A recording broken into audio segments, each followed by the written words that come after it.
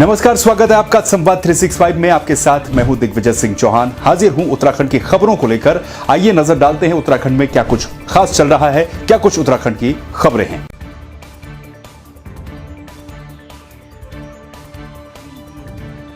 वेरीनाग के चौकौड़ी में short circuit के कारण आग लगने से एक परिवार के 9 मवेशी जलकर राख हो गए। मंगलवार रात को भगवान सिंह मेहरा की गौशाला में शॉर्ट सर्किट हो गया, जिसमें एक भैंस, एक गाय, 2 बछड़े और 5 बकरियां जलकर मर गए। स्थानीय युवाओं ने सुबह सामूहिक प्रयास से आग बुझाई। घटना की जानकारी मिलने के बाद पुलिस और प्रशासन की टीम ने घटनास्थल पर पहुंचकर मौके का निरीक्षण किया।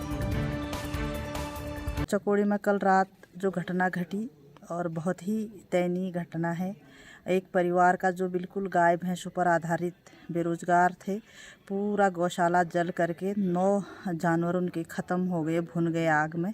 और विभाग द्वारा बिजली विभाग की उसमें कमी पेशी बताई जा रही है। तार शॉर्ट होने से करंट आग लगी है, तो बिजली विभाग वालों से एस्टीमेट तैयार किया जा रहा है। जितने के भी जानवर हैं तो उनको मुआवजा दिलाने की बात की गई है, दिलाया जाएगा।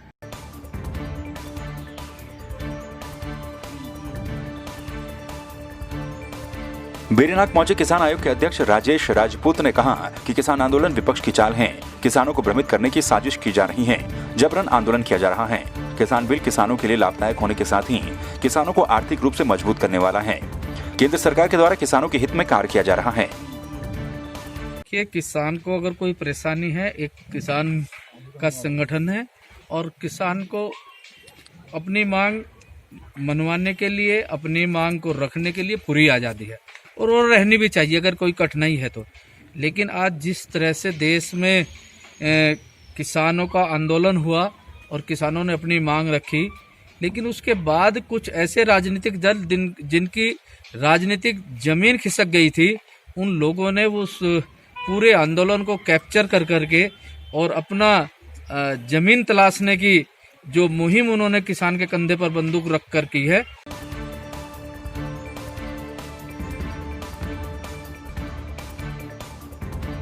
वेरीनाग के ग्राम पंचायत पिलकी के देवी मैया स्वयं सहायता समूह को भारत सरकार के कृषि यंत्रीकरण मिशन के अंतर्गत 80% अनुदान पर 10 लाख रुपए के कृषि यंत्र जैसे ट्रैक्टर, थ्रेसर, आटा चक्की, धान कूटने की मशीन आदि कृषि यंत्र वितरित किए गए। इस मौके पर राज्य सरकार और केंद्र सरकार के द्वारा संचालित योजनाओं की जानकारी देते हुए लाभ उठाने की अपील की गई।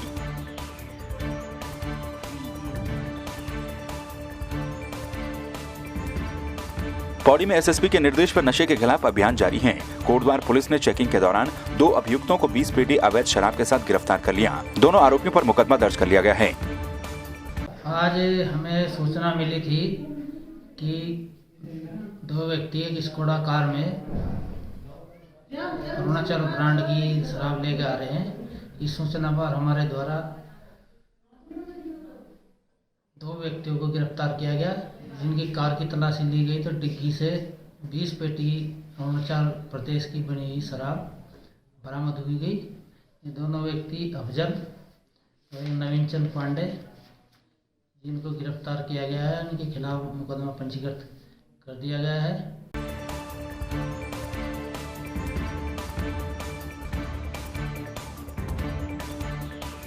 हाईकोर्ट के आदेश के बाद कोटद्वार प्रशासन ने आखिरकार अतिक्रमण हटाने की कार्रवाई शुरू कर दी है, लेकिन कुछ व्यापारियों का कहना था कि अतिक्रमण हटाने के लिए वक्त उचित नहीं था।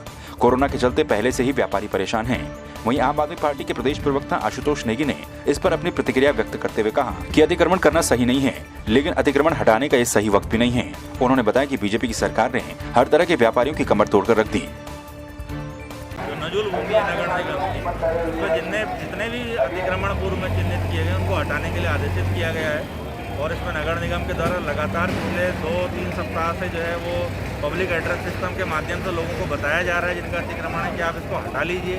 और उसके बाद भी जो लोग नहीं हटा रहे तो फिर ये प्रशासन को और नगर निगम को मिलकर अपना एक माननीय आदेशों के अनुपालन के क्रम में कार्रवाई करनी पड़ रही है। इसमें आज कुछ अतिक्रमण हटाए गए हैं और कुछ लोगों को इसमें समय भी दिया गया है जो लोग खुद हटा रहे हैं। देखिए, अतिक्रमण गलत चीज़ है और मैं ये नहीं कहूँगा आम आदमी पार्टी की तरफ से कि अतिक्रमण होना चाहिए, लेकिन अतिक्रमण हटाने के जो भी अभियान है उसमें एक मानवता का पहलू होना चाहिए, उसके लिए एक टाइमिंग होनी चाहिए। जिस तरह से आप जानते हैं कि इस समय व्यापारी भाई है हमारा, वो कोविड का जो ये लॉकडाउन रहा उससे बिल्कुल टूटा हुआ है और थोड़ा थोड़ा करके अब कारोबार है वो अब थोड़ा सा खुल रहा है। इससे पहले आपको पता है कि नोटबंदी रही, नोटबंदी में भी व्यापारियों को बड़ी दिक्कत आई, फिर बीजेपी सरकार जीएसटी लेके आ गई, उसमें फिर व्यापारी परेशान रहे, और अब कोविड ने तो पूरी तरीके से कमर तोड़ दिया व्यापारी की। तो ऐसे टाइम पर अगर हाईकोर्ट का कोई ऑर्डर है कि आप अतिक्रमण हटाइए, तो सरकार के पास एक वहाँ पे महाधिवक्ता होता है सरकार का, वहाँ पे पैरवी कर सकते हैं कि थोड़ा सा टाइम दीजिए हमें, कि कम से कम व्यापारी अपनी कमर सीधी तो कर ले। ये कहना है मुख्यमंत्री जी से, उनके द्वारा जितने भी काम किए जा रहे हैं बहुत अच्छे हैं, लेकिन जिस तरह से कि प्राधिकरण यहाँ पर थोप दिया गया पहाड़ों में, ये बहुत गलत है। आप उम्मीद कर रहे हैं कि प्रवासी वहाँ से दिल्ली से मुंबई से पहाड़ों में आएगा, जब मकान ही नहीं बना पाएगा तो यहाँ रहकर करेगा क्या। प्राधिकरण ने इतनी बुरी व्यवस्थाएं बना दी हैं कि लोग घर पे अपना एक पत्थर नहीं रख सकते। 2-2, 2.5 लाख रुपए नक्शा पास कराने में चल रहा है। कैसे आदमी बाहर से पहाड़ों में वापस आ पाएगा, जबकि आप देख रहे हैं टोटल ग्रामीण जनता है। ग्रामीण जनता कहाँ से प्राधिकरण का पैसा दे पाएगी। मुख्यमंत्री को इस बारे में जरूर सोचना चाहिए।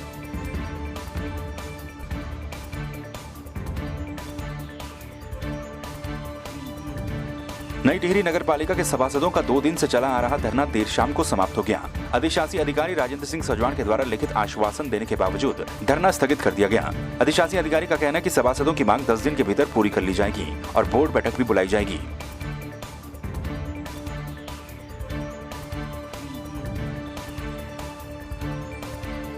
जौनपुर के कैंपटी इंटर कॉलेज में मुख्यमंत्री त्वरित समाधान सेवा कार्यक्रम के तहत क्यूआरटी कैंप का आयोजन मुख्य विकास अधिकारी अभिषेक रोहेला की अध्यक्षता में किया गया।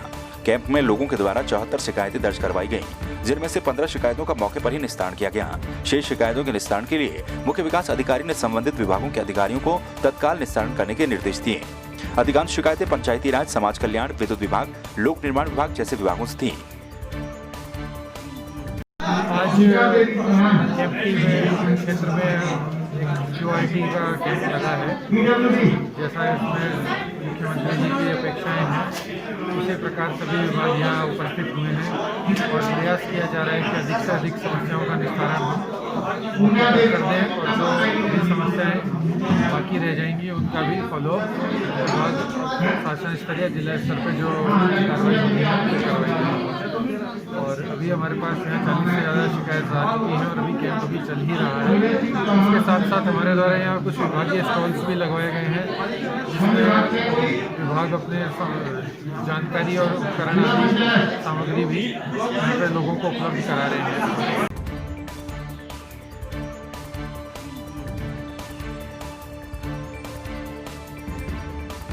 हरिद्वार में गंगा न होती तो क्या होता, इसका नजारा सुबह देखने को मिला, जब हरिद्वार के पौष इलाके गोविंदपुरी सहित लगी बस्ती में पिछले 36 घंटों से पानी न आने से लोगों को दिक्कतों का सामना करना पड़ा। लोगों ने सुबह से ही गंगा जी का रुख किया और स्नान के साथ साथ घरों के लिए जल ले जाते हुए दिखाई दिए। हरिद्वार में कुंभ को लेकर जगह जगह पर कार्य चल रहे हैं, जिसके चलते स्थानीय निवासियों को आए दिन पानी और बिजली की दिक्कतें आ रही हैं। पानी नहीं आ रहा किसी के घर में, कल से लाइटों में भी मारा मारी कर रखी, पानी क्यों नहीं दे रहे हैं, हो ही नहीं पा रही है कहीं से भी। गंगा का पानी पी रहे हैं, गंगा में नहा रहे हैं, हर पानी में यूज यही हो रहा है, हर चीज़ में करे लोग। आज तो गंगा स्नान भी नहीं है। हाँ यही बात सही है, गर्मी में लोग नहा रहे हैं, देख लीजिए बहुत ठंडी हो रही है। बाकी पानी नहीं आ रहा कल का, पानी नहीं आ रहा भैया गोविंदपुरी में, पूरी गोविंदपुरी पानी आ ही नहीं रहा कल से। तो लोग क्या कर रहे हैं? लोग गंगा ही नहा रहे, देखो नहा रहे सब, वो देखो पानी भर भर के जा रहे। इसकी ले ले बुजुर्ग की बेचारे। आज सुबह किस समय? कल शाम को गोल हो गया, तो 6-7 बजे, 6 बजे के बाद से नहीं आ रहा पानी, तो कहीं नहीं। किस तरह की दिक्कत आ रही है कुंभ कार्य में?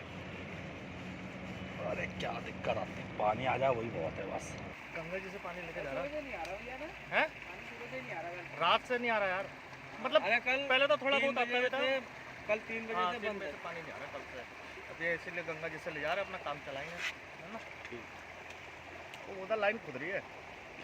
किस चीज़ की दिक्कत हो रही है घर में? भाई पानी की हो रही है, इससे सारा खाना बनना है, सब कुछ होना है इससे।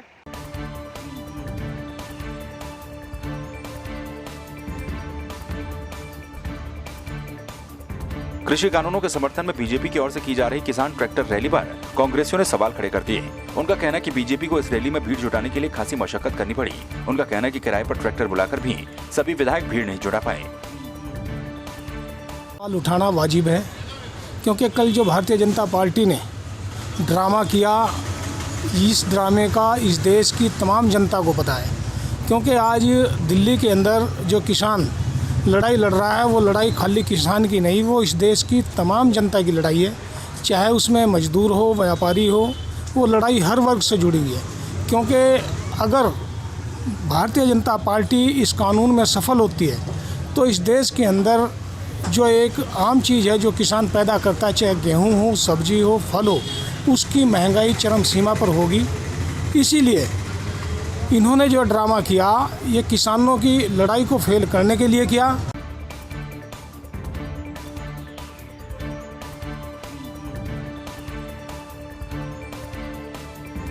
20 सूत्रीय कार्यक्रम के उपाध्यक्ष शेर सिंह गढ़िया राज्य मंत्री बनने के बाद पहली बार अपने गृह जनपद बागेश्वर पहुंचे, जहां पर उनका जोरदार स्वागत किया गया। शेर सिंह ने कहा कि सरकार के द्वारा चलाई जा रही जन कल्याणकारी योजनाओं को धरातल पर उतारकर सभी वर्गों को इसका लाभ दिलाना सरकार का उद्देश्य है, जिसके लिए 20 सूत्रीय कार्यक्रम के माध्यम से विकास कार्यों को गति देने के लिए राज्य के सभी जिलों में बैठक कर कार्यों की समीक्षा की जाएगी। प्राथमिकता मुख्य रूप से जो ब्लॉक स्तर से गांव स्तर तक सरकार के द्वारा जो योजनाएं संचालित की हैं, ऐसे सभी योजनाओं की गति में तेजी लाना विकास का सबसे महत्वपूर्ण पहलू है। और रोजगार गारंटी योजना जो हमारी प्रमुख रूप से गरीबी हटाओ का जो पहला सूत्र है 20 सूत्री का, इसके ऊपर हमारा पूरा फोकस रहेगा। और इसके अतिरिक्त जो अनुसूचित जाति और जनजाति के लिए जो योजनाएं सरकार के द्वारा संचालित की जा रही हैं, ऐसे सभी योजनाओं वो भी हम गति देने के लिए समय समय पर जो है उसकी समीक्षा करेंगे।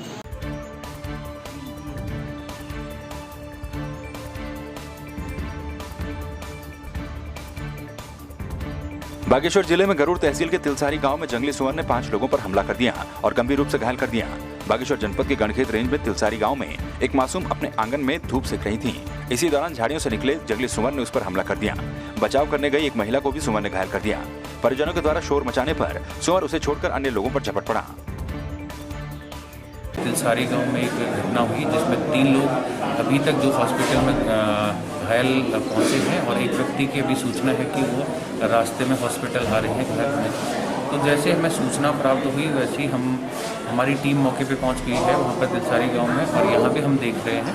तो इस तरह की घटना आगे ना हो या इसकी हम लगातार जांच कर रहे हैं कि ये घटना कैसे हुई है, और अगर ऐसी घटना होती रहेगी तो हम गश्त के माध्यम से लगातार देखेंगे। अगर सुअर का ज़्यादा ही आतंक होगा तो हम गांव वालों को सुअर मारने की अनुमति भी दे सकते हैं। तिलसारी गांव में एक जंगली सुअर है जिसका काफ़ी दहशत फैल रही है, तो ऐसे में हमने जो तिलसारी रेंज के हमारे रेंजर साहब उनको सूचना दे दी गई है। अब वो उसके लिए आवश्यक कार्रवाई करने के लिए वहाँ टीम भेज रहे हैं। तो क्या किया जाएगा मैम, उसको मारा जाएगा या? हाँ, जनहित में अगर मारने की भी आवश्यकता पड़ती है तो रेंजर साहब का कहना है कि इसको मारा भी जा सकता है, मार देंगे।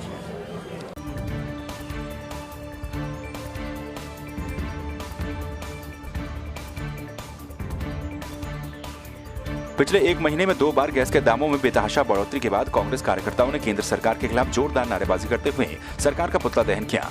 हल्द्वानी में कांग्रेस कार्यकर्ताओं ने केंद्र सरकार को अडानी अंबानी की सरकार बताते हुए कहा कि आज देश की जनता महंगाई से त्रस्त है, किसान सड़कों पर है और महंगाई प्रतिदिन बढ़ती जा रही है। पिछले 1 महीने में 2 बार 100 रुपए से अधिक घरेलू गैस के दामों में बढ़ोतरी की गई है, जिससे कि गरीब और आम जनता के घर का बजट पूरी तरह से बिगड़ गया है। सरकार से पिछले 15 दिनों में रसोई गैस में 100 रुपए की वृद्धि आई है। पेट्रोल डीजल के दाम लगातार बढ़ रहे हैं। आवश्यक वस्तुएं कमर तोड़ महंगाई इस समय देश की जनता झेल रही है, वो भी कोरोना काल अभी चल रहा है। कई घर में जो लोग कमाई करते थे 50% कमाई घर ले जा रहे हैं, 70% बहुत से बहुत अधिक ले जा रहे हैं। इतने बड़े नुकसान के समय पे ऐसी गैस की वृद्धि, पेट्रोल डीजल की वृद्धि, आखिर केंद्र सरकार चंद कारोबारियों के मुनाफे के लिए पूरी जनता को ऐसे त्रस्त नहीं कर सकती है। तो इनके ना कानों में जू रेंग रही है, ना इनके दिल में दर्द महसूस हो रहा है जनता का। तो ये हमारा कर्तव्य है कि हम इनके आवाज़ कान तक पहुँचाएं। तो आपने देखा उत्तराखंड में क्या कुछ खास चल रहा है, क्या कुछ उत्तराखंड की खबरें रही। एक बार फिर से आपके सामने हाजिर होंगे उत्तराखंड की कुछ और खबरों के साथ। तब तक के लिए आप बने रहिए संवाद 365 के साथ। नमस्कार।